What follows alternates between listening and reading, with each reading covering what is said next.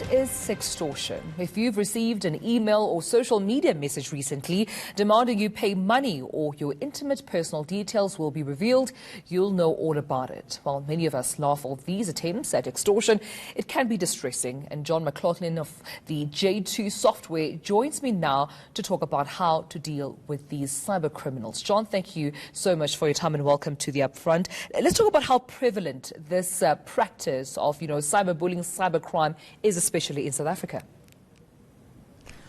It is massive. The cybercrime is continually on the growth, and sextortion is just one element of the way the cyber criminals try and extract money from us. It is growing. Literally every week we have new cases being reported. Now, and how do the hackers get a hold of one's personal information, especially their email address in this instance? Well, there's numerous ways, either through a previously compromised account or perhaps people sharing just way too much information online or on dating sites, for example. This leads to people sharing intimate information, intimate photographs, and from there things can take a nasty turn. So let's talk about the contents then of the email, in this instance the extortion that you would receive from the hacker. Are the contents of the email usually a threat that they would expose your personal or confidential information or emails, or does it go over and above that? Well, that is normally that's one of the key methods of doing this, is they may even provide a sample of one of the photographs they've managed to get. So if they've got it from a compromised password, it could be from a cloud sharing site, or maybe you've sent it in to someone who isn't really who they thought they were.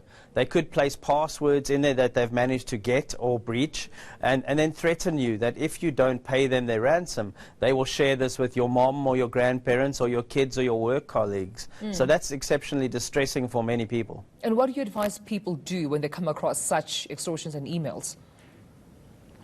Well, the most important thing is, let's make sure you know who it is you're communicating with.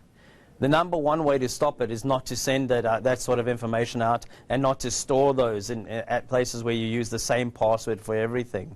The reality is people are trying everything in these difficult times to make money from you illegally. And because of the content of the images that they'll normally use, it's very rare that these will be reported to criminal and further action could be taken against them. Yeah. And is there any way that you can report such emails or hackers?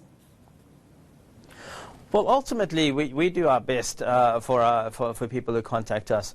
These cases can be reported to the police, as it is a form of harassment and extortion.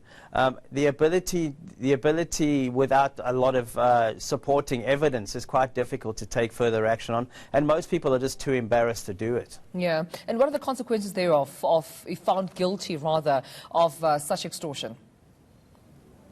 Well, that becomes that really comes down to whatever the common law is within that case. Often these may be done from outside the country in any case. There are syndicates that are perpetrating these cyber crimes, whether it's something like sextortion, invoice fraud, change of bank details fraud. Often these people are exceptionally difficult to trace. If you can find them, they could end up in jail if we can get through that length of time. All right then. Well, John, thank you so much for your time. That's John McLaughlin of J2 Software.